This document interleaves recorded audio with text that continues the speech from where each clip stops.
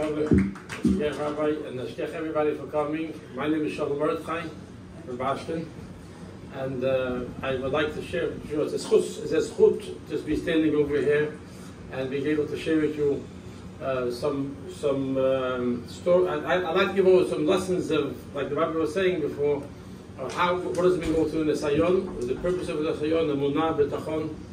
And it's something, I think the most amazing part is that I think when I'm talking to everybody, I want you to understand this is not a medrega you have to reach, it's something we all have. I found this out myself. I found this out myself. Good news. Okay.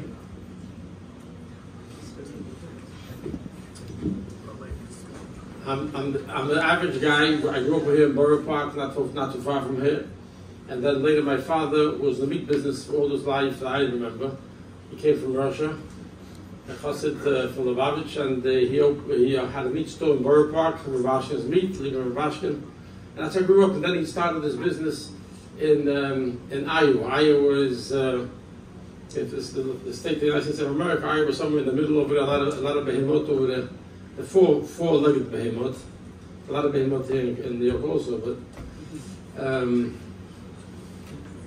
my kid said, I wind up over there going over there. I'm going to share a few stories. And he said before, I Baruch Hashem was involved. It was a family business, it wasn't only me. And with Baruch Hashem, we started out with a small little veg shkita, shachted kosher meat. And Baruch Hashem, my father Baruch Hashem saw that had the supply chain problems. He saw the supply of kosher meat will get small. So his vision was to have his own veg shkita run by Yidden. And that's what we did. When I first came there, there was no Yidden there. There was like 1,200 people in this little city, Postville, Iowa.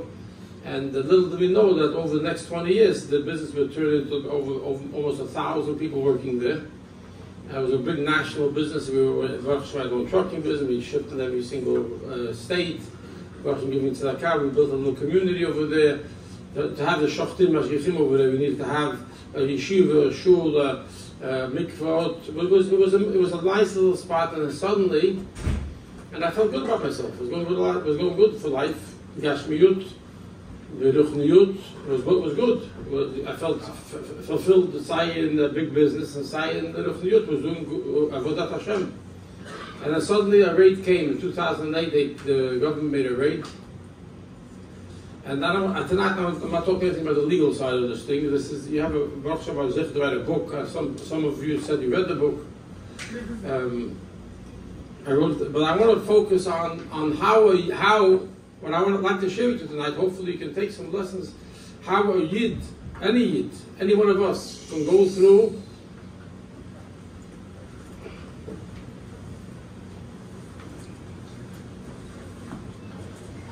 how any one of us can go through in the Sayon, a test, a challenge in life. Because in the Sayon is really what it's about. And the Sayon means nice to pick us up. When we go through a challenge in life, it's not Chas Sholom Hashem doesn't give it to us to break us, Hashem gives us to pick us up. So I want to share with you a few stories that I went personally through, and hopefully we all have in common that we're all Yidden, and we all have a neshama. And the neshama, we said in the morning, we all have a neshama tahara. From the Neshama Torah comes our Emunah. Emunah is not something you have to understand. Emunah, yes, we have to learn to that way we could understand. But it comes from our Neshama. We all have naturally, because we are Ma'aminim, B'nei Ma'aminim, we're all children from Avinu, so we all have the Emunah b'Kadosh Baruch Hu. We all have the B'tachon also that comes from there. So all we have to do is to reveal it. So I want to share with you something that we all have in common.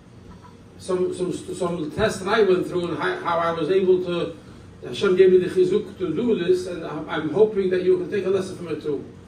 So first of all, like I told you, in good times, the business is growing a business. Like you said, we grew to a national company, and in the hundreds of millions of dollars. I once went with a guy who was driving me to shul one morning, not too long ago. I live now in New Jersey.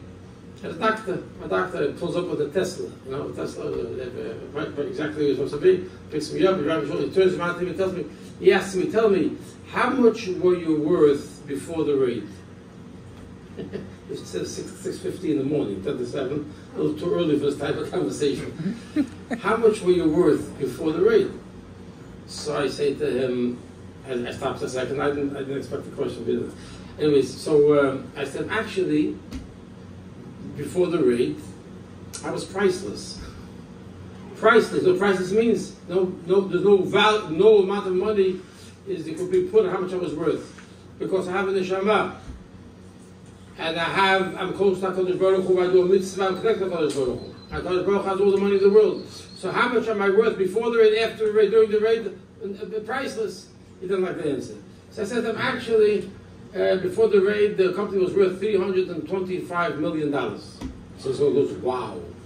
So I said, wow. In one day, the whole thing, Hashem das, Hashem la, kach yisheh, Hashem barach. What do you have? What I have is my neshama. That's what I want to bring out.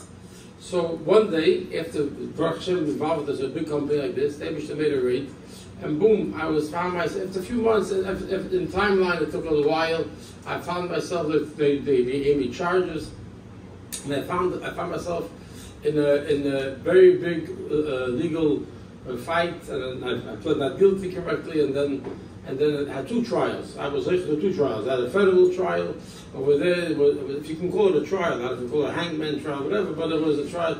They put up something and they threw me into prison. The federal charges. Then I had a trial from the state of Iowa, came at me with 9,311 charges. Yeah, what's in the stand? 9,000. I think I hold the Guinness Book of World Record of. I don't believe as a human being walking into a field. They got 9,000. I brought you the second trial I won. All 9,011 charges were attacked. Not guilty. That sounds above my system. But I'm trying to tell you like this. From going up from running with a company in teenage talking about middle, I found myself up in a place called prison. The first night, usually they let a guy go on bail, and they took me straight to the prison, and the prison is made in a way nobody should ever see it. Hope none of you ever saw it. They never see what it looks like. I never believed I would see it. And there I am walking in with handcuffs and feet cuffs, and they slap you in over there. I want to be left alone. I want to be with my family. I was betachon, because God was going to watch me. I'm going to win the trial. And I'm going into jail. And the guy walks in over there. They put you in the park. Parking is all over there in the cell. And then they make you wait a little more. Because there's nothing worth. And you hear the banging of the doors and the guards walking out. The whole scene there is to make you feel not priceless. How do you say? What's the opposite of priceless? Worthless. Both of the same thing. The money came by. Priceless and worthless. And like upon him, I'm sitting over there. It brings me stuff into the room. I'm trying to pick up my mood a little bit. And the guard walks in with a whole package of clothes. The bright orange clothes, glow in the dark. And he tells me I gotta take off my clothes. I said, you change over from the clothes into the. I try to make myself with a simcha and everything. I said, put him clothes. Put him all year round. They want to knock me down. I gotta pick myself up. So he puts a box down. He tells me I gotta take all my clothes off and put it into there, and I gotta put on the put-in clothes. Then I have sich was can be with my yarmulke and tzitzis. Kippah, tzitzit. What's can be over there? So I told the God, I asked him, I was sure, he said, America's a beautiful country, I was sure he was telling me, sure. I told him, what's going to be with my yarmulke? So he says, everything got to take off in the box. So I thought something's going wrong over here. And it's yarmulke. So I started explaining him. I said to him, listen, Mr. Sir, they brought me in like this. I'm not making this up. I'm a Jewish man, and I have a yarmulke and tzitzis. And in the Jewish code, the Jewish law, it says that a Jew has to always wear kippah and yarmulke and tzitzis, and I need to have it. So he tells me, he looks me in the face. I also told him, I want to explain to him that I'm not talking here theory, I'm not talking here religion, I'm talking here practical. I said, I knew you can take it away by force. I said, you should know if you take it away from by force, if I don't have it, I can't move. I'm stuck in one place, I can't move. I was sure. Because a Jew can't walk for more than 4 steps. I was sure that if he heard this, he would say, for sure, it's right, you can keep it. Instead, he looks me in the face, and he tells me, listen, buddy. He became friendly very fast. Listen, buddy.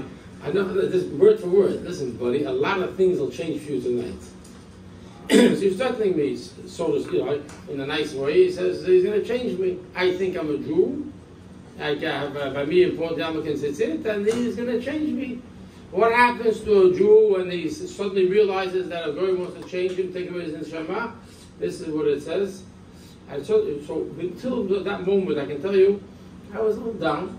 I can understand the day I was a little bit less than energized. I just wanted to be left alone. And Hashem understood differently. That's one thing I understand. Hashem knew that I have to go through this in order to teach me how to survive 8.5 years. They wanted me to sit in jail for 27 years. Hashem knew how is Hashem going to teach me how to survive this nisayon and come out normal and happy. I want to tell you something before we start talking. Baruch Hashem, after this story, let's say 8.5 years later, that Hashem made a nest, and President Trump, God bless him, wrote a pardon that was freed on the 8th day, on the 8th day of Chanukah. One guard asked another guard, who is this Rubashkin that the president freed? I was interested. I wasn't there. I was Yeshivat Magen Avraham, right? But one of the Yidden that were there overheard the conversation, and he sent it back to my family. He says, who is this Rubashkin that the president just pardoned? Yeah. So the other guy says to him, you know the guy that was always happy? They saw me. It's amazing. And listen, I can tell you, I davened every single day to go home. I got up in the morning, every morning, 4:30, 5 o'clock in the morning, and I said the whole Tehillim. That's what he does. It is a Yeshua. I said Tehillim. I said the whole Tehillim every day. I didn't know which capitals to go out. I said the whole thing. I had it right. I said the whole Tehillim every single day. That was, they see that, but Tachon means not, Tachon means do what Hashem wants you to do. So Hashem should, it says in Shabbat Tachon, B'tachon means you do what Hashem wants, so Hashem should be masking to do what you want. So I was davening. I was asking Hashem, I was asking Him to help me.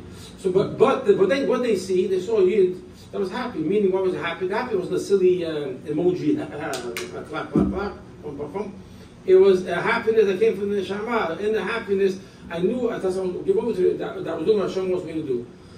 So I want to be left alone, but Hashem knew that He has to teach me something here. So this guard tells me He's going to change me. Suddenly I hear He's going to change me. I realize I'm not only in danger, I'm not only in physical danger, I'm plus in danger with the youth. They want to change me, they want to make me a goy. That I don't want. So I realize I have to be strong and I have to hold on to my yarmulke. So I tell the guy, I'm sorry. I remember feeling a surge of energy suddenly go through my body, which come from my neshama. So I felt something empowered. Hashem was with me. I tell the God, I'm sorry. And I spoke to him nicely. I wasn't no chutzpah. I said to him, I'm sorry, I can't do it. I need my yarmulke. I'm serious. So he got nervous, and he says, okay, follow me. So I follow him into the next room. Found the next room, there's a cell over there, a cage. He locks me in there. And I'm sitting over, there's nobody even there to sit. First of all, I think, if I remember correctly, I don't remember, I think I had already started unchanging. I think I was wearing my pants at that point, so I couldn't even sit down. Because there was a cement block to sit down on. It was cold. It was freezing. It was October, November time. Anyways, I'm waiting. And in walks the sergeant, the guy with extra stripe. What's that? How many stripes have you? Sure, it's the guy that has 3 stripes. It's 2 stripes. I guess it's knacker. He walks in. He wants to. What's going on over there? I said, what's going on? I said, nothing going on really. The guy wants to. Your worker wants to take away my yarmulke, and I need my yarmulke. I'm a Jew. I explained to him I'm a Jewish man, and I can't take my yarmulke. I need my yarmulke and scissors. And it's called Jewish law. I explained nice the whole thing. So this guy says, okay, I'll check with the rabbi.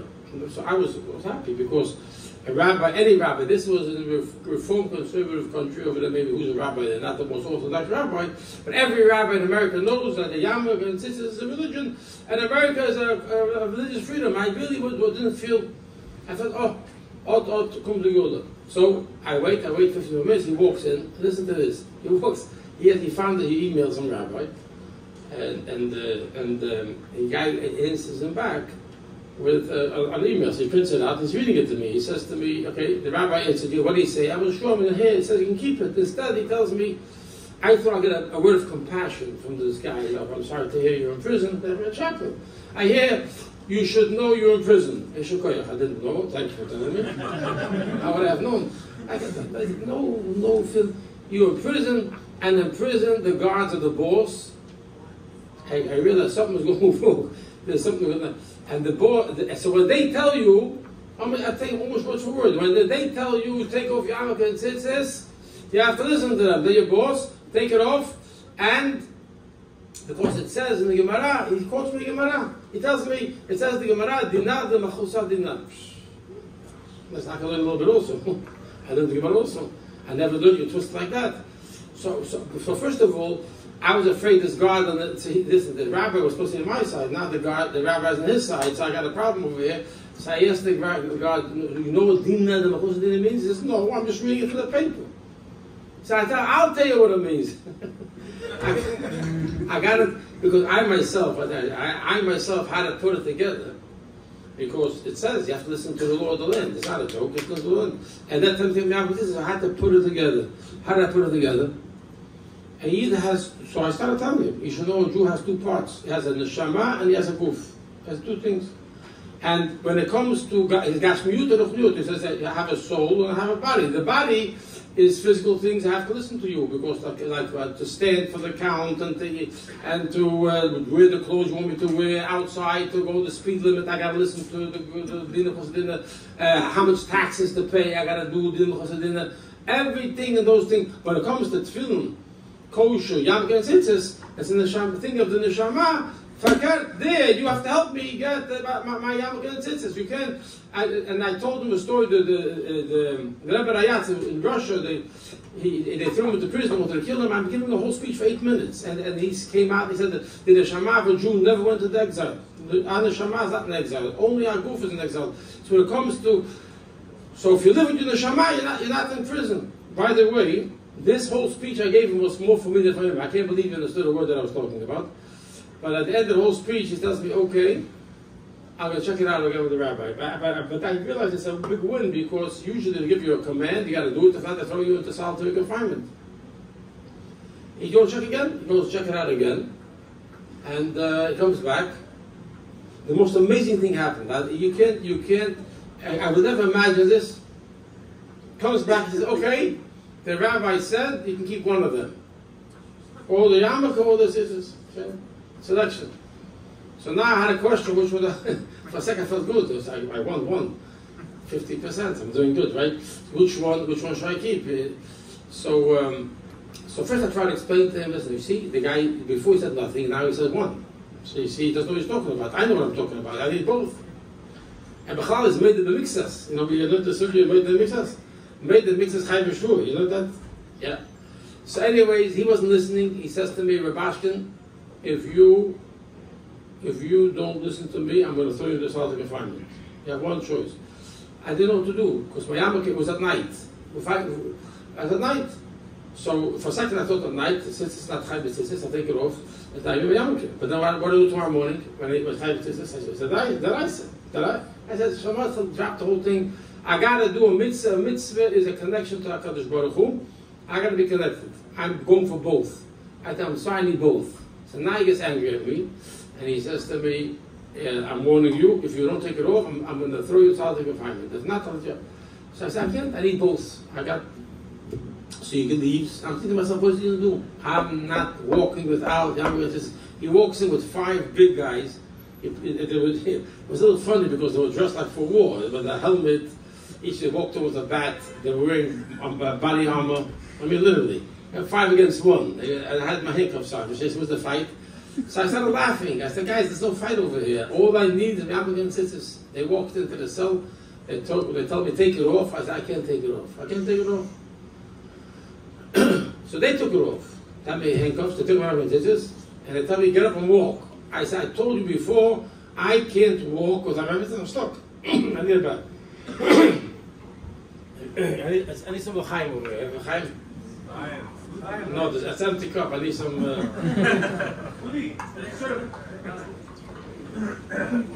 Anyways, I mean water. Okay. Water. Not both.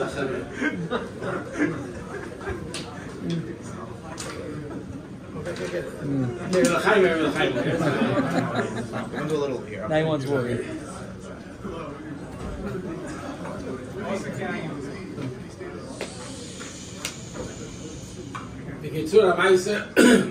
I thought I can't walk without Yam. I was very serious. I'm not walking. I think to myself, what did I do? The guy with the stripes, he walks out, he comes back with a wheelchair, and they pick me up, and I got a free ride all the way to the shul. And on the way, they want to knock me down even worse. They said now they're not giving me Purim clothes to put on anymore. Now they're giving me from a mental institution. This is not an exaggeration. You can Google it. They put you on clothes called turtle clothes. It's a hard fabric.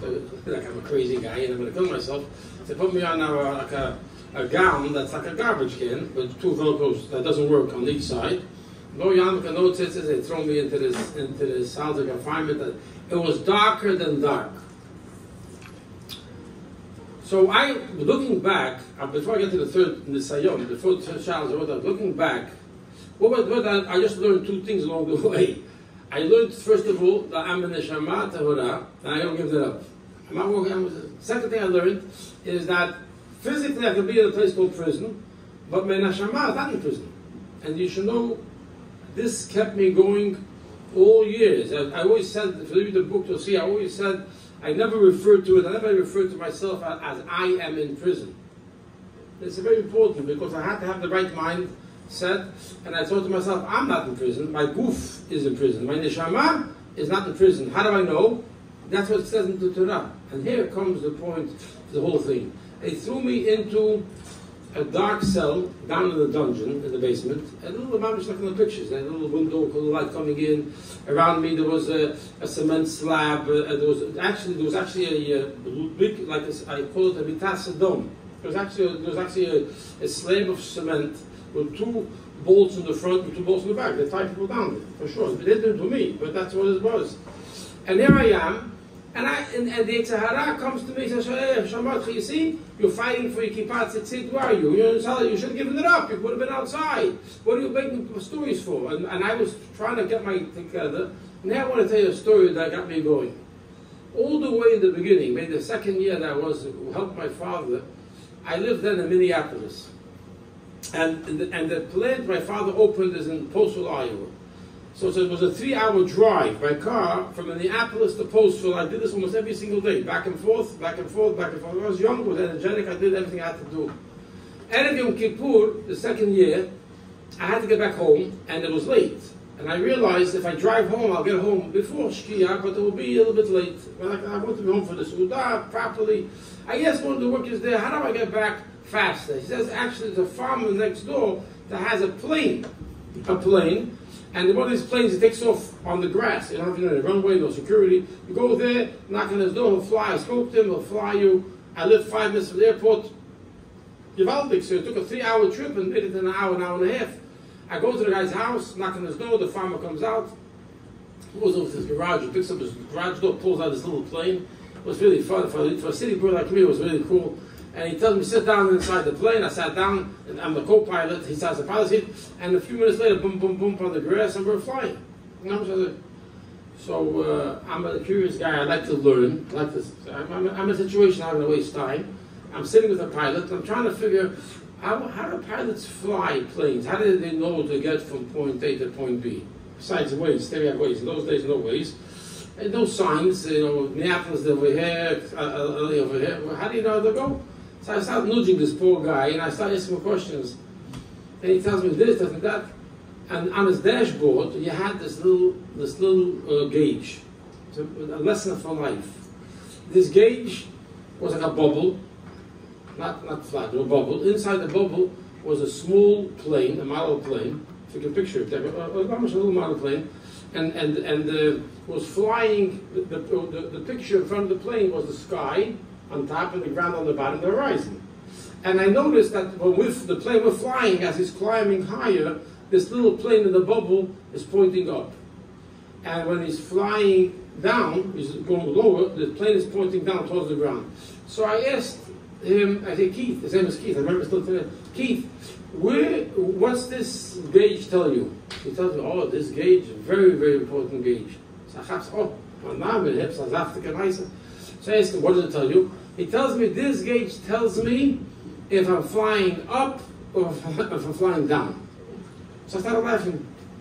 He got insulted. We're laughing. I said, you're sitting in front of a window. You want to fly up, look out the window. This is up, this is down. You need a gauge to show you go up. You know.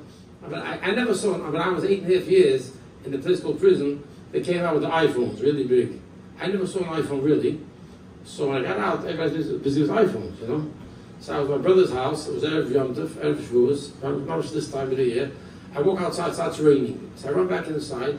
I tell one of the family members, hey guys, it's raining outside, put on a coat.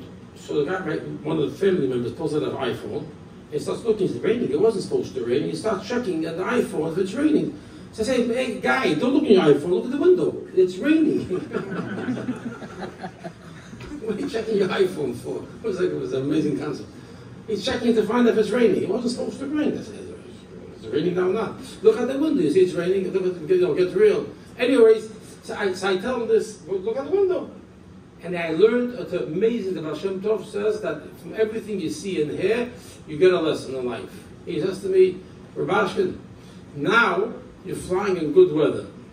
In good weather, you can see the sky and you can see the ground. So you know what, you're right. I'm not looking, I look out the window. But sometimes along the way, you'll fly into a black cloud. And the black cloud, you fly in. You're flying in there, you can't pull over the rest of you on the side and wait. You'll go right into the black cloud. I've been in such situations. And you fly right in and it gets dark. And then you can't see what's up and what's down. You can't see it, so you'll think, okay, I'll go by my feelings. I can feel what's up and what's down. You can't, because when you're flying a plane, not only you can't see what's up and what's down, what you think is up is really down. Hashem been a person, this is a real thing. Most accidents that happen, remember this basketball guy that was killed in California, hit a mountain? This is exactly what happened. A pilot is flying, and he hits a dark rainstorm or something. He thinks he can rely on his chushim to figure out what's up and what's down. And so you give gas, and you think you're flying up out of the cloud. What you're really doing is flying low down, and by the time you chaps what's happening, you get out of the cloud. Either you hit a mountain, or you're going too steep. But that was a helicopter, this is a plane. You're going too steep, and you can't pull back up. So he tells me, you know what you got to do in such a situation? You look at this little gauge, and you follow it. And even all your senses will be screaming, you go the wrong way. You got another way. Because you think flying down, really up. You ignore your senses, you follow the gauge, you'll come out alive. That's what he told me. So listen, I'm not a pilot, I wasn't planning on being a pilot, but the Baal Shem Tov says you're supposed to learn a lesson. You know what lesson I learned from this story? We have a Torah. The biggest present that Hashem gave us is now, Matan Torah in a week, Shavuot, we should all be in shul here. And Hashem came down Har Sinai and He said to us, hey, I'll give you a Torah. In the Torah you'll find the answers to all life. If you you're going through life, you find a dark cloud, look for the answer in the Torah and you'll see what's up and what's down. And if you think you're going to rely, I got to figure it out. I know what's up. I got a feeling this is good for me. If you rely on your senses, like the pilot told me, if you rely on the senses, you can crash. And this has got into my head. I live in good times, I live with it, and this is what I live with in hard times.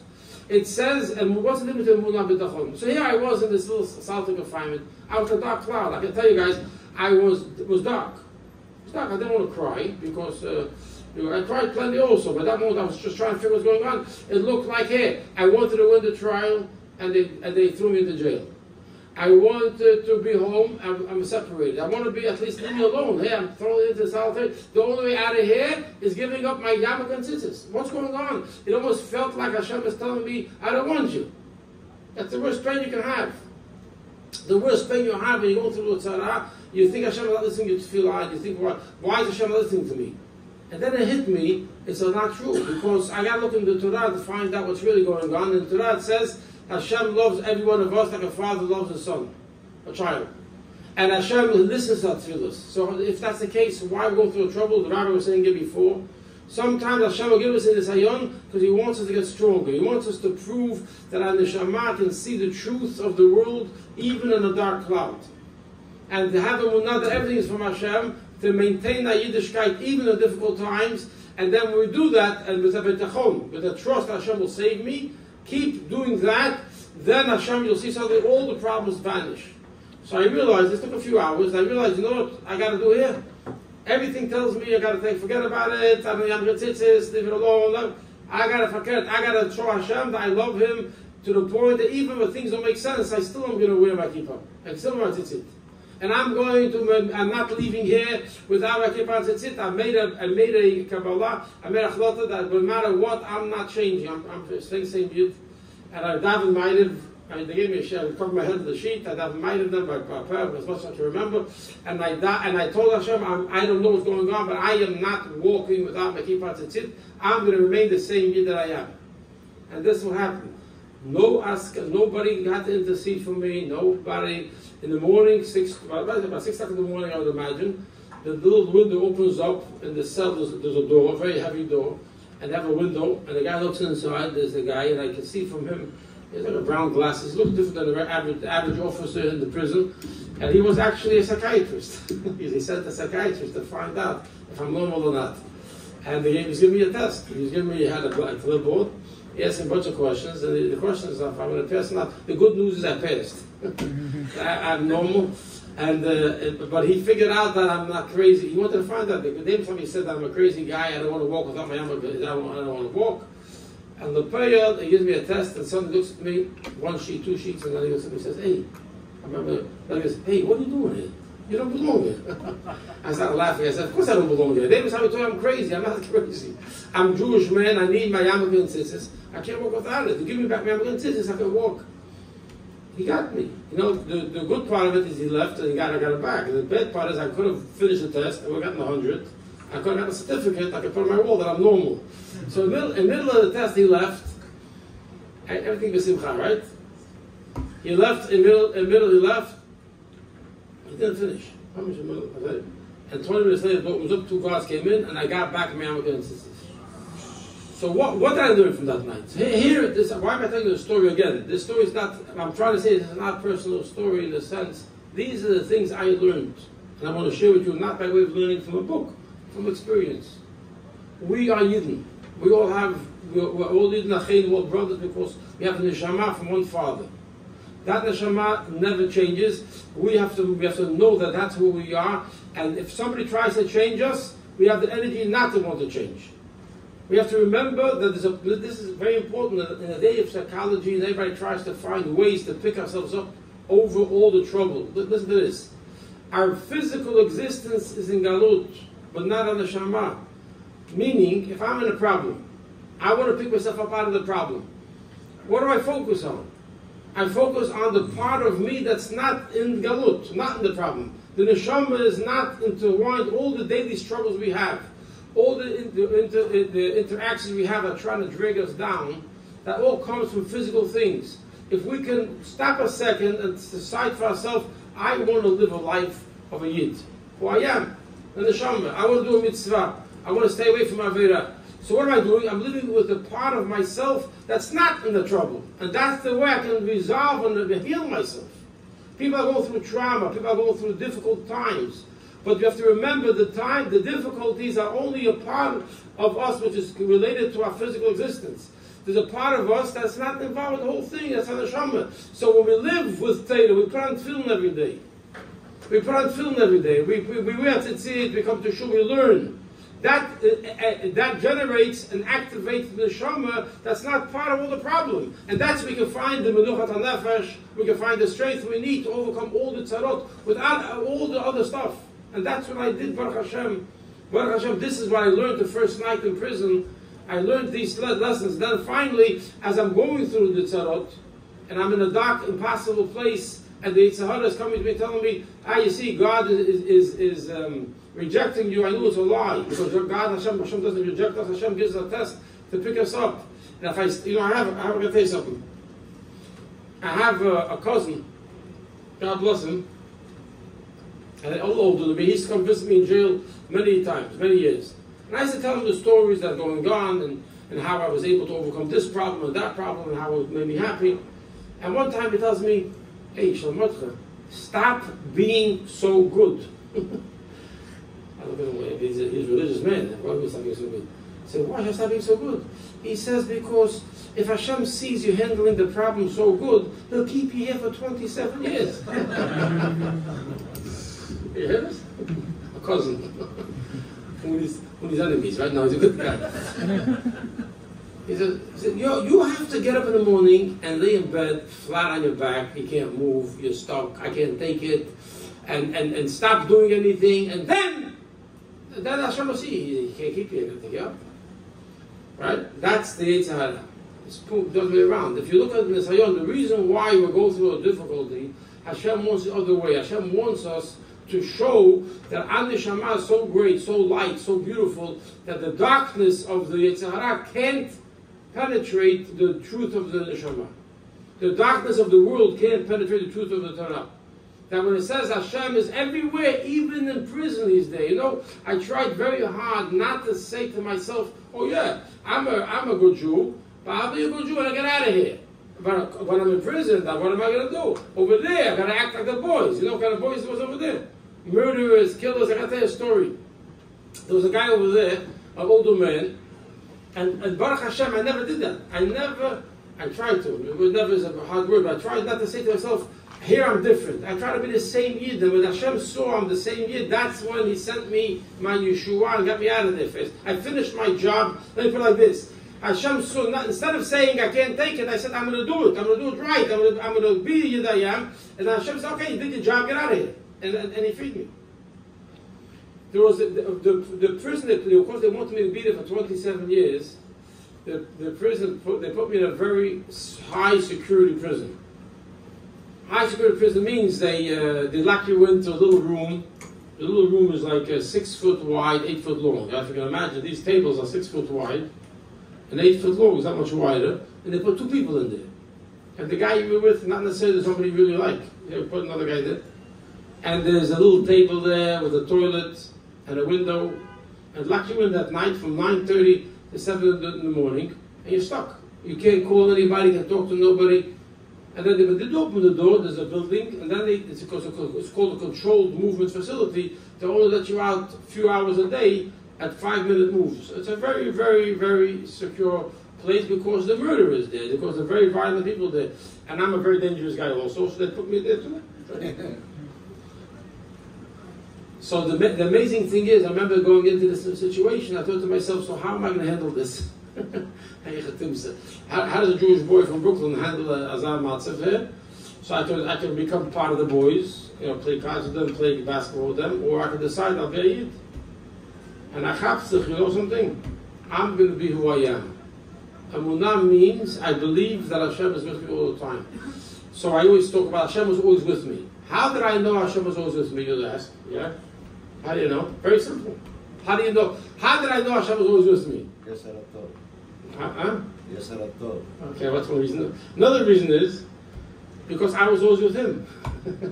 I tried to be always, I learned, I davened, I did a mitzvah. When I'm with Hashem, Hashem is with me. It's not so complicated. It's very simple, really. Wherever you are, you have to just let Hashem into your life. I try to do a mitzvah wherever I could. When we do a mitzvah, you connect with Hashem. Mitzvah does mean commandment. Mitzvah also means connection. When you do a mitzvah, you put on tefillin in the morning, you're connecting yourself with Hashem, with the source of all bracha. So when I'm with Him, He's with me. Right? So here I am. I figured, no, I'm going to do differently. You know, normal means I'm going to be normal. Normal means I'm going to be who I am. I'm a Yid, whoever I am. And a Yid puts on tefillin in the morning, a Yid davens, a Yid learns. He doesn't have wings and flying around, you play whatever you do. But I'm not going to be part of the Goyish Hasid. And you know something? The Goyim there had a greater respect for me than anybody I saw. I mean, seriously. I mean, Baruch Hashem, I'm not looking for their respect in that sense. But they never hurt me. I never got hit from any of the prisoners. I did get hit from guards. I had 2 times a story with Yam Kippur. The second time they actually beat me up. But I don't have enough time to tell you all the stories. But I never got hurt from any of the tough guys. Any of the prisoners. Forget it. The 2 days before I was freed, one of the guys, he looked his part. He looked like a real scary guy. He said, Rabbi, I want to talk to you a minute. What do you want? He calls me to the side. They go downstairs next to the sink over there, and he tells me, I got to tell you something. You know, if we both come from two different worlds, you know. If I, in the outside, in the streets, if we would have met each other on the streets, we'd pass each other. I thought to myself, we'd pass each other, I'd walk to the other side. If you saw the guy, you know what I'm talking about. So he said, so he says, but now that I got to meet you, I thank God I met a man like you. Another time I was sitting in the computer room, and I said, I write a lot of emails. I said, send the Torah out to my family. I wanted to show them I'm b'simcha, I'm learning Torah. I saw my stories I'm sharing with you tonight. And when things happen, I wanted to tell them, don't be sad. Have bitachon, Hashem is going to save me. And those two guys there, after a few years, I got to know some names. They got everybody by a different name. One guy's name was Ice. Ice, a 5'5" guy. His hands were like twice the size of mine. A stocky guy. He must have been a very warm-hearted guy. If I name like Ice, and and his sidekick was Flacco.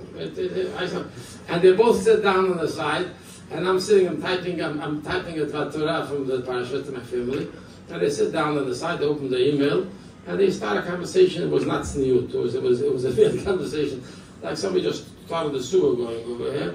And I'm a yeshiva guy sitting over here listening to the Ice Flacco talk about that. So I didn't know where to put myself. So if I leave, I got to shut the computer down. And I didn't want to do that because I shut down. I got to wait for an hour until I get back on there. So I thought I'm going to hint to them that, this really bothers me. So I put my fingers in my ears. I thought they'll see me. There's a place everybody's listening, typing, thinking. And they're yapping. No, they care if I buy anything. They care. So I couldn't type my fingers in my ears. It didn't work one time. So I got upset. And I finally decided I'm going to tell them to shut up. But I can't tell them to shut up because this Ice guy can knock me out in one shot. So I got to say it a little nicer. So I turn around to him and I say, guys, I'm too young for this conversation. To be the father. Please stop talking like that. Anyways, I thought they'd start cursing me out. I had my feet on the ground. I was going to run out of the room. What did I do? Instead, he tells me, "Oh, Rabbi, we didn't know we're bothering you." And they shut the computer down and they walked out. It doesn't happen. Doesn't happen in prison. In prison, the other way around. You try to talk disrespectful, they knock you out. And I realized so. I sat there a few minutes thinking to myself, something. This is interesting. So these are the types of things that happened. That I didn't just say, "Wow, I'm a cool guy." I realized that what I'm learning in Torah is true. When I act like a Yid, the Goy acts to me like a Yid. When I act like a Yid, I don't have to be muscle strong. The Goy realizes that this guy is different, and he deals with different. That's exactly what happened. So I took it in. I soaked it in. I sat a few minutes soaking it in, and I was able to take chizuk from that going forward. So here's another story. This guy is an older guy. It's a different type of story, but there's an older guy there. We see an older person. We give him a little bit of kavod. Who's dead? I mean, the guy's not dead, obviously. But I forgot this guy was a killer. He killed people for money. He had hitman.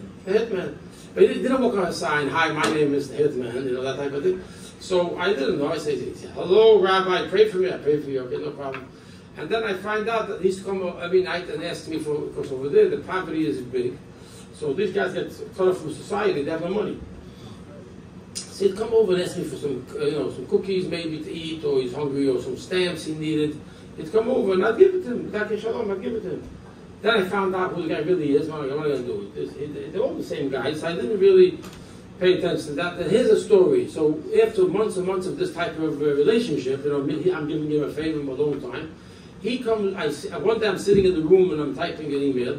And it was a hot summer day. It was mamish. The walls were mamish humid. There's no air conditioning in this place. No air conditioning. And I'm typing. I had to put a towel on the table so my hand shouldn't sweat. And I decided that I need to get something cool to drink, to cool down. So I ran downstairs to get some ice. I ran downstairs with a couple of empty cups to get ice. And then I realized there's a whole line of other prisoners that realized it's hot. They want ice. So I didn't want to wait online because they were going to shut everything down by 3:30, just like 3:10, 3:15. So I look at that line and I see this guy, this white-haired hitman guy, he's standing in the back. And I remember his name, by the way. I don't like saying names. So he's standing in the back, and how I'm going to go ask him for a favor. So I go over to him and I say, hi, how are you? And he's sitting talking to a few guys in the back that I didn't recognize really. And I ask him, hey, you waiting for ice? He says, yeah. So do me a favor, I'm upstairs typing email, and I can't wait for the long line. Do me a favor, when you get to the ice machine, give me some ice also. The ice machine was taking time to make ice, it was bad of ice. He gives me this look, this angry look, like a murderer. and his face got contorted, and he gives me no, like, and I couldn't imagine, like I forgot, I thought I was in yeshiva, you know. He's got a favor. So he says to me, I said, I couldn't imagine, why wouldn't you want to do me? I said, it doesn't cost him a penny. Why wouldn't you want to do me a favor? I do him so many favors. I was about to tell him, what kind of chutzpah you have? Was it not nice? Not nice. So then I realized, I thought to myself, Sholom Rubashkin, you know, this is prison, and you know how these things work over here, just stay away. Don't. So I backed off. And then I finished the email. That night he comes over to me. He's angry. The guy had you can see his steam coming out of his ears. He comes over to me, Rubashkin, I got to talk to you. So I said, what did I do? What's up? She says to me, you know, you disrespected me today. Told me, I was disrespect. Disrespect is a big aveda. It's capital punishment in prison. Disrespect can get you really killed. So I disrespected. What I disrespected? I couldn't imagine what he's talking about. I didn't disrespect anybody. My father taught me to live. So he says to me, yeah, I'm standing in the back of the line with my men. Not only is he a killer, he's also a gang leader. Mazel tov, you know, like. And Chapsach, he's talking to people. I thought it was just, I don't talk. He's talking to his men. I'm talking with my men, and you come to me, and you're going to ask me to get your rights. What am I, your messenger boy? So he's angry. And he has his hands, he was ready for a fight. And I got to calm the thing down a little bit, you know, because there's 80 other hyenas outside over there. I don't know, they're watching his men, maybe his men are behind him, I don't know what's going on. So I said to him, listen, I didn't know. I said, I didn't know you're such a chayera, but I didn't know that. I didn't know how the place works. I promise you, I'll never ask you if I say, calm down, take it easy. Anyways, he's standing facing, he's standing looking at me, and I'm wondering what's going to come out of his mouth or out of his hands. And then he says to me, he makes his hand motion. It was amazing. He says to me like this, hey, Rubashkin, I watch you. I'm watching you. You're sitting over here. He pointed where I was sitting down in the morning. I pulled up a chair, put my talis on my head, my film, and I faced the wall, and I davened. And everybody saw me. And you prayed over it, and then you're walking around your books up and down the stairs. So I should go upstairs to write this email. I said, take with me a sphara. It says, you're always facing the book. You're always learning, you're praying, you're studying. You're not even here, he tells me. You're somewhere else. So forget about it. I ran to the phone. I called my wife. I said, you see, I always told you I'm not in jail. My body maybe is in jail, but even this guy, the killer guy, told me you're not even here. So these first of all, the story just shows you living a life of a yid with a emunah pshuta, with a simcha. The simcha came. They have to tell you a story over here about where the simcha came from. The simcha did not come because I'm stupid. I knew exactly the danger I was in. I knew exactly the type of punishment they wanted to give me. But I looked at the whole situation where I am as a yid with a emunah. You know what emunah means? Emunah means Hashem creates me. Hashem creates everything in the world. Obviously, He creates me a yid. This is more important. He creates every single person with a purpose. He creates me with a purpose. If I went through something in my life, I'm going through my life, that's because Hashem wants me to go through it in life. It's not because somebody did something to me. If you read the book, I took out all the names of all the judges and all these prosecutors, and not in the book, you'll find the name. I don't want anybody to think that anybody did anything to me. Everything is from Hashem. Now, together with that emunah, that everything's from Hashem, and you know, when you think about it that way, I remember taking all the learning that I learned, and so it hit me one day, you know what, I said to myself, Sholom Rubashkin, whatever happened to me till now could not have been any different, because that's the way Hashem wanted it. If something happened to me, so therefore, but now going forward, Hashem wants me to have bitachon, to trust Him to get me out of the tzara. That's the key, chavra. You have to know that we don't stop at, oh, if I would have had better parents, or if I would have had a better yeshiva, or if I didn't make this mistake.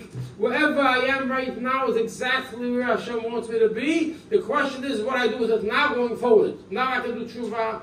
Now I get close to Hashem with the mitzvah. Now I can do all the decisions and get closer to Hashem. There's nothing stopping me. Nothing in the past. So that's Hashem. I'm good. Hashem is good. So I want to tell you the following story. So I took this idea and Mamish solidified it for me. So if you can picture, in prison they put me in Otisville, upstate New York. They put me in a prison with like they said a population of 800, 900 guys, but they didn't want to have all people together because 800 people can make a big riot. It's hard to control. So they are very sophisticated, the prison authority, and they figured out all different ways. But they do background checks on people. They give a mix of people they put in there, and they put 100, 120 people in each building. So there's never a mass riot. So they can shut things down. So I was in one building with 120 people, let's say. But part of living with them, I got to know them, they got to know me.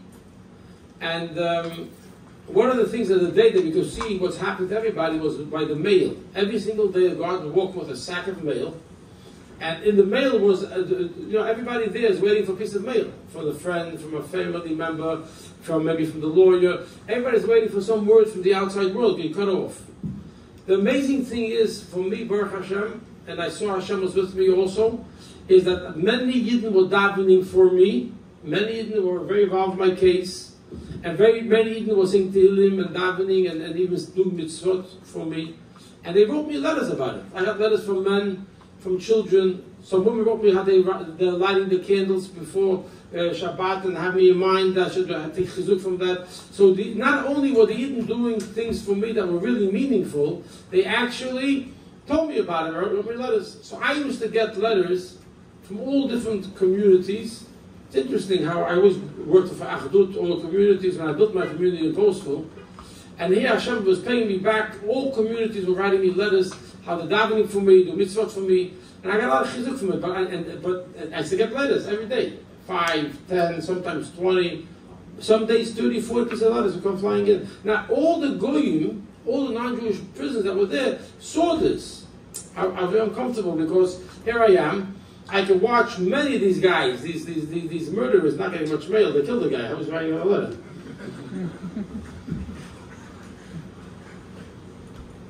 Well, they got this different society. Who's writing letters? They got a few letters.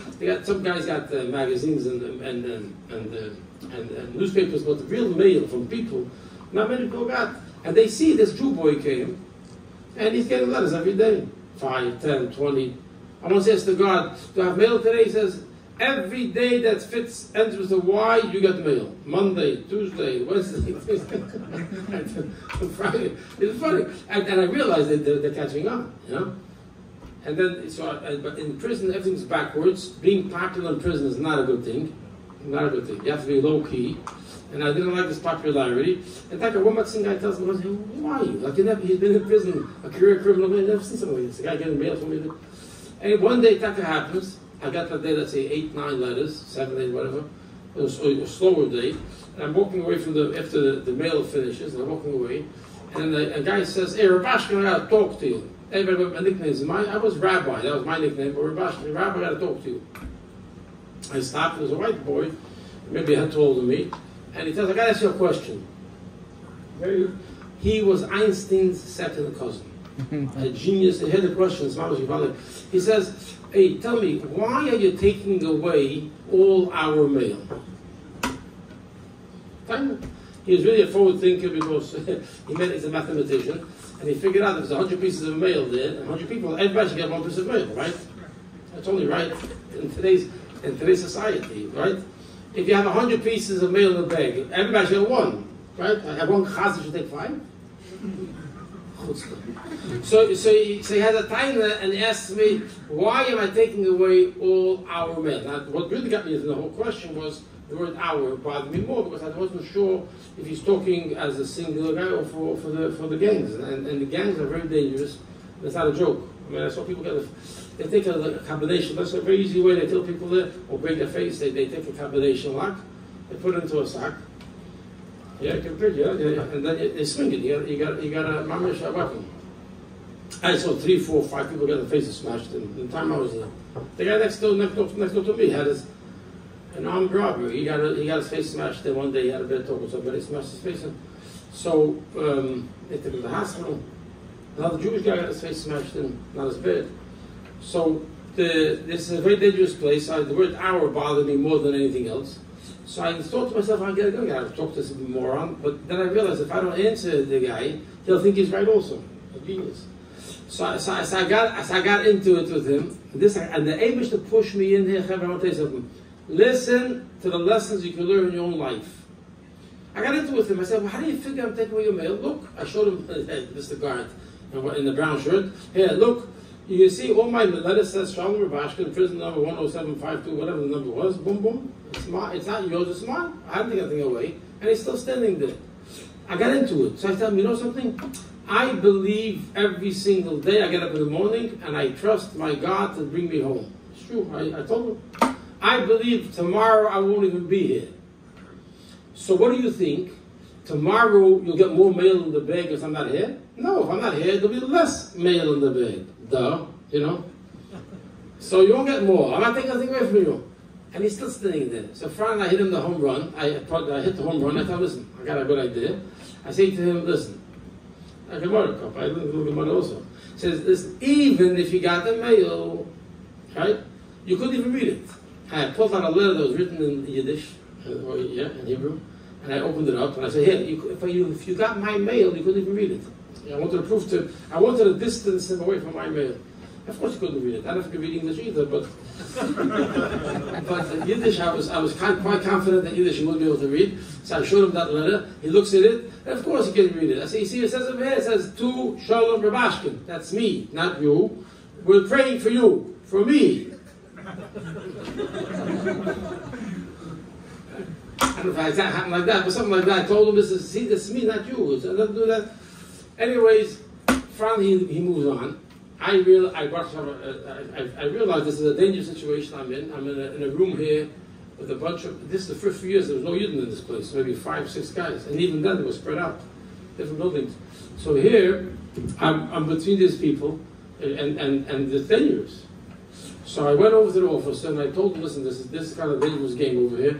Give me permission that the guy is in the same cell with me, he should get the mail. And he gave me permission. And he went to get the mail. But for weeks, this I want to share with you tonight. One of the key things I did was, Baal Shem Tov says, everything a Yid sees and everything he hears is a lesson he has to learn from, either what to do or not to do. I was thinking to myself, what's the lesson here? Here there's a guy, a wacko. He thinks I'm taking away his mail. What's the lesson here? And suddenly it hit me that every single person, you see if you like this verse, I think it's an amazing verse. Every single person going through a difficult time in his life and looks around himself and sees other people are not, has a similar question in his mind. And the question is, why can't my life not be like that guy? If a person is struggling with family issues, he looks at a family that's stable, why can't my life not be like that? If a person is struggling with money issues, he looks at a guy who has money, and why can't my life be like that? And take any example, that's really the common question people ask, or like the Rabbi was saying before, why can't Hashem give me? And I had the same question. I was the only guy from the whole family that got thrown into prison. My friends, my family are outside, building business, whatever, having chasnas, going on vacation. Here I'm stuck in this mental institution called corrections facility. And why can't my life be like that? That's where Emunah comes in. And this whole story is brought out so beautifully. You have to remember, my life is my mail. I was telling the guy, you can't get my mail. Because the mail was sent to me, and it's my name on it, you can't get it. If you got it, you can't even read it. Emunah means that Hashem sends me down to this world, and the Shema in the world, for a purpose. And the struggles where I had to be born to my father and mother in Borough Park, I had to go to Yeshivat I went to, I had to go through everything, and I had to wind up going to help my father in Iowa.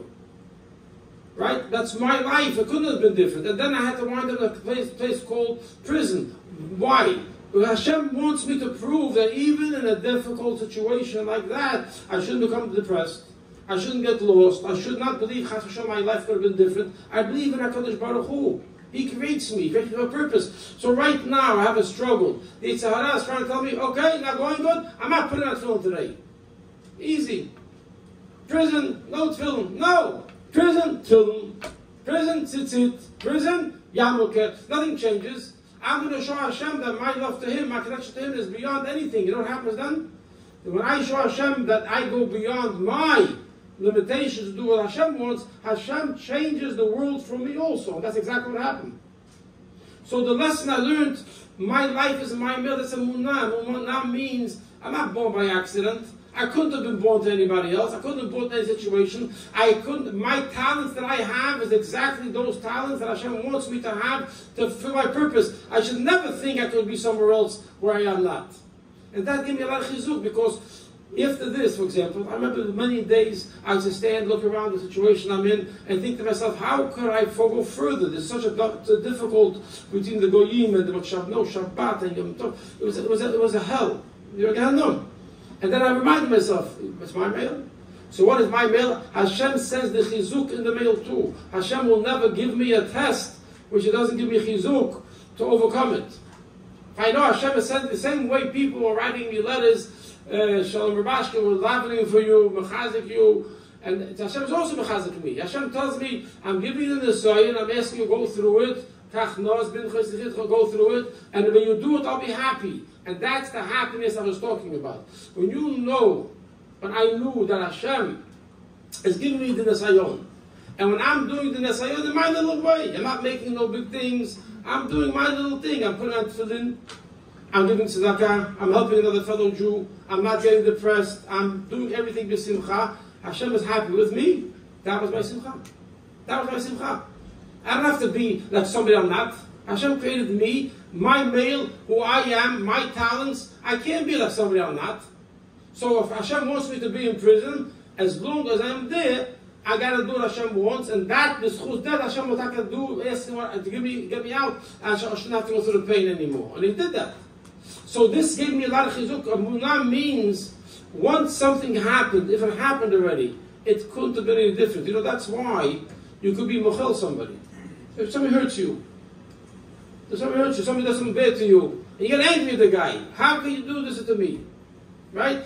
A person with a munah will think to himself, 1 second, what he did was wrong, because he never should have done something to hurt a fellow Jew. But the pain that I got is a munah means I could not get hurt by anybody if Hashem didn't want it to happen.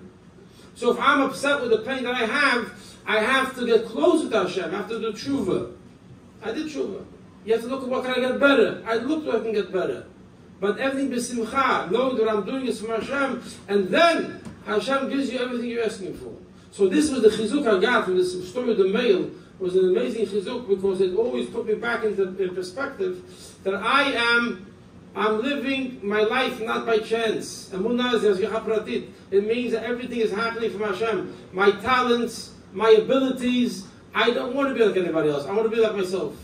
And if Hashem, I didn't want to be in prison. I would rather be building a big business and a community and all those things. But that's what I want to do. The question is what Hashem wants me to do. If I know this is what Hashem wants me to do, and I'm doing it, and Hashem, it says when Hashem, we do what Hashem wants, and if I Yikra so many times, Reach nechayach l'Hashem, it says, should be a Reich nechayach, what does Rashi say? Nachas ruach l'fanai shamarti v'nasa l'tzeni. I have a nachas ruach. When you say, when I said to do something, you did it. So imagine, I'm sitting in a prison, I'm doing something, and I'm seeing that Hashem is happy with me. There's no greater happiness you can have than knowing that what you're doing is making your Creator happy. Think about it. That's the thing. Stop for a second and think. It's a very busy world. Everybody's constantly throwing things at you. But stop for a second and think. What I am doing is Hashem happy with me. That was the happiness that the God saw. You know the guy that was freed, the guy that was always happy. That was happiness. I wasn't happy to be in prison. I used to get up every morning and I used to ask Hashem, please, I'm saying the whole Tehillim, I want to go home. I want to go home. But then I committed myself the same way. This is Shabbat Tachon. The same way I want Hashem to do what I want to do. I have to make sure I do what Hashem wants to do. And I know it's 10 o'clock, it's Ma'ariv, but I want to tell you one more story. You have time? No? This is a story with another fellow Jew. Now, Imam saw this in Neshama. I always walk with a couple and sisters. I always walked around, and even the toughest. Listen, I grew up in Borough Park in Crown Heights. I was in tough neighborhoods myself, but not as tough as this. And I never got hurt, never got touched by anybody. One day I'm walking by, a group of new guys came in. Every week they bring in new customers, and I walk by them, and for the first time in, let's say, 2-3 years, I hear one guy saying to me, saying loud, "Hey, look, the guy has strings coming out of his pants." He was laughing to my sisters. And I couldn't make believe that I didn't hear it. I remember this very well. I walked by and I froze. And your mind works fast, right? Just make believe you didn't hear it, keep on going. On the other hand, a new guy comes in, he's making trouble. Like, till now things are going good. I better stop it right now. So I took plan B.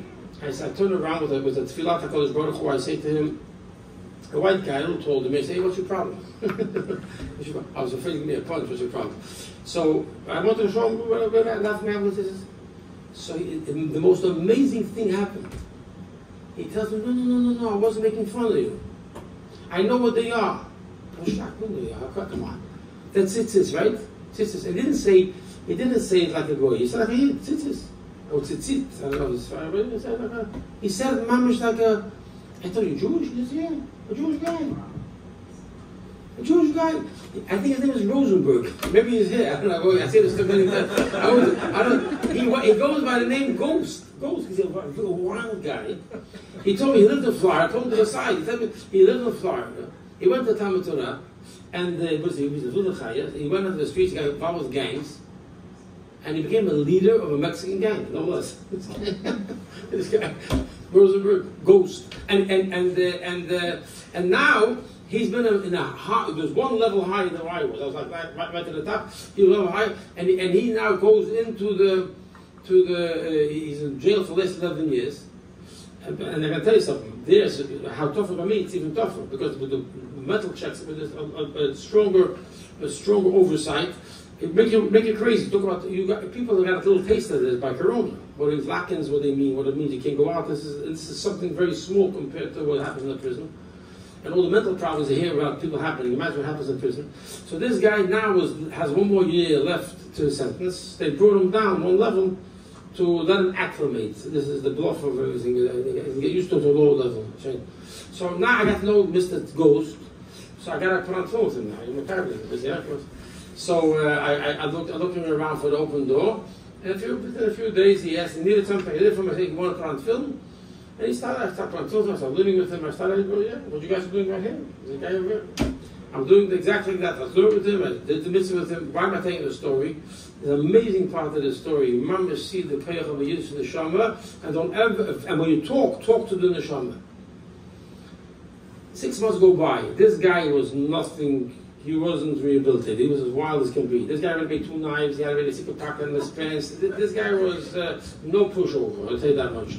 We got a little relationship together. And he started coming to shul. Most of the times I'd ask him to put on film. He would okay. But a lot of times to me, I'm very busy now. I'm busy. What are you busy with? Where are you going? A meeting. How much went this over? It didn't sell. And he's lying on his back, looking at nothing. There's nothing there. Goes, "You want to put on film?" "Rabbi, not today. I'm very busy right now." How many times you do the same stupid thing, right? Anyways, I don't push. You can't push buttons over there because you don't know which button will trigger the nuclear bombs. Okay, no. Anyway, so a while later, I'm sitting in the morning. I never saw him in the morning, and he comes into the cell. I was looking at the mother, and he comes in and he says, "Rabbi, I want to talk to you. Have a minute?" I was shocked. I look. What's going on? He looked terribly anxious and terribly stressed out. I mean, he didn't sleep for days. That's how he looked. I never saw him like that, because usually he was. So he says, "Yeah, what's going on?" He says, "I want to put on film." He came to. I was shocked because he never ever came to Africa. If I asked him, most times he said yes. Sometimes he would say, "Listen, this guy." Anyway, here he comes to me. So I said, "Sure, I'll put on film with you." And I went to put on Mr. I said, "What's going on? You look terrible. You look like you just saw a ghost or something." He and Mamish looked good. So I was worried for him. So I thought maybe someone was chasing him. One time before he had a little problem. He says, No, I'll tell you what happened. He says, I got called into the office a few days ago, and they told me that they gave me a date when I'm being freed. So I said, "Good, make a kiddush." If he told me a date, he's being freed, he tells me in 2 weeks. They keep it secret, they said 2 weeks. 2.5 weeks, whatever it was, they're freeing me. So, "Mamish, mach kiddush, that's a Shabbos, I get after, you know, like." So he says, "Don't laugh, don't laugh." It's not a joke. He says, "Now I'm worried what's going to happen when I get out." How am I getting a job? And your heart can break. How he says to me, I don't want to go back to my old friends. I don't go back to old life. Maybe now I was like 37 years old. I wanted to start a new life, but it was who, how, what, when, where. So he became very anxious. He says to me, I can't fall asleep at night.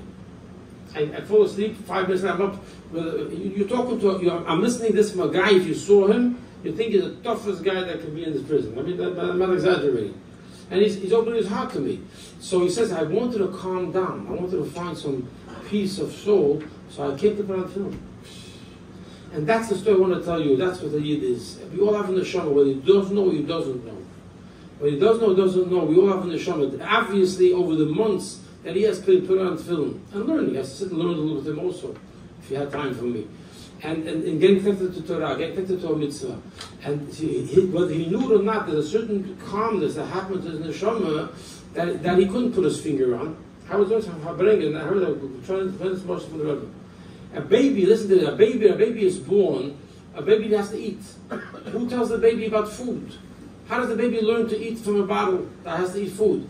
And the answer is the baby doesn't know what food is. The baby, when it's hungry, the baby starts crying. The mother knows it's crying, it's hungry, so feeds it. 4 hours later, the baby starts crying again feeds it. 4 hours later, crying, again feeds it. And when the baby, when it eats the food, it feels the pain goes away, so it stops crying. What's the mushal? Then so many months later, the baby figures out, when I eat, this pain that I feel when I start crying goes away. I start asking for food. The same thing is with the neshama. Our neshama needs food. Our neshama, Torah is called food. You're coming over here to learn Torah. Whether if you think you're coming here for only for the delicious physical food, that's also. But you're coming also to feed your neshama, and when your neshama is fed, and the ghost told me, he tells the guy, Basha wanted to find a little bit of happiness. You know when you're happy? When you're filled, when you're content. Sometimes you think, sometimes the person makes a mistake. I think he feels a little bit today. He has to go on a vacation, he has to go bungee jumping, he has to go this. It could very well be a person have to do a mitzvah. And I mean it very seriously. This is what I learned. And there was a Russian guy there. A guy came to the last day I was there. It was a guy from Russia. And he told me, I told him this word over here about the food, about the neshama. I told him, you do a mitzvah, when you do know it, you don't know it, it's a connection with Hashem. It's like eating food. But you don't have to know why food is feeding you. When you eat food, you feel better. When you do a mitzvah, you will feel better, not only b'ruchniyut, you will feel better b'gashmiyut also. That's a fact. So now, he tells me a story. I finished with the story. He tells me this is a big guy, this is about 6 foot guy. He never had anybody got with him anyway. They put him into prison. And he tells me, he wants to learn about Yiddishkeit, this guy, Dafka. And he tells me, he heard this mice with the ghost. He tells me like this. He had a friend in Brighton Beach, not too far from here, from Oslo, from Madarasha. And he was a Yiddish boy. And his thing was every time he had a day off, like more than the weekend now, he goes off to do high adrenaline exercises. Jumping off cliffs, bungee jumping, parasailing, parachuting, something was gesetzt, And he always thought that what's an adrenaline junkie, to give it a name, adrenaline junkie. Then he meets a shliach in Brighton Beach, he starts putting on tefillin, becomes about tshuva, he starts learning Torah, keeping Shabbos, and he stops. He asked me, I always wondered, what's this, a village guy can't go jumping out of a plane, what's the problem? And then he realized his friend his neshama was looking for the Yiddishkeit. His neshama was looking for a mitzvah. So he thought he has to go jumping out of planes. He has to jump off cliffs, bungee jumping. He's like a baby that needs to be hungry. Sometimes the hunger we're looking for is Parsha to learn about Gemara. Parsha Torah on a pair of film. Parsha give a little tzedakah. Help your friend. And you'll see, and not only you'll be helped, the Geruchniyut also be Gashmiyut. Baruch Hashem helped me the day before Hashem freed me, I got a letter in the mail to show what Munah B'tachon means. The day before Hashem freed me, I got a letter from the highest court, and they told me, you're stuck in here for another 18 years because all your arguments are shut down, denied, and there's nothing else you can do but derech hatava to get out of here. Case closed. The day before Aleph, I say Aleph Beis Gimel. Aleph is a Munah basis B'tachon. I live with Aleph Beis Gimel. A Munah B'tachon Beis Gula. So Aleph, I strengthened my Munah. No, Hashem can do everything. They can't. They don't want to. Hashem will get me out of here. If I can't do my shtalos, Hashem will help me. That's what's in Shabbat B'tachon. The next day, I got up in the morning. I said the whole Tehillim again. There's a fellow, I remember the Tzahara coming to me and saying, Shalom Aleichem, what are you saying Tehillim for? I said, what's it? I want to go home. We got a letter from the mail yesterday that you can't go home. The case closed. I said, that's what they say. Hashem says, you can do it for me. I didn't know that's the day, yeah? And he told us doesn't want to hear. He wants to say, no, go back to sleep. It's nothing worth. I told him, listen, guy, you go to bed. I'm getting out. We're saying Tehillim. And I said the whole Tehillim. That day, 6 minutes for Shkia, Hashem got the president to sign the paper. They opened the door and they told me, Rubashkin, get out. And that was free. Suddenly, one day to the next. One day was as dark as can be, and the next day was as light as can be. Hashem should bless everybody. Have all the listeners that you need. The Gashmiut, the Beruch Niyut, and learn and daven.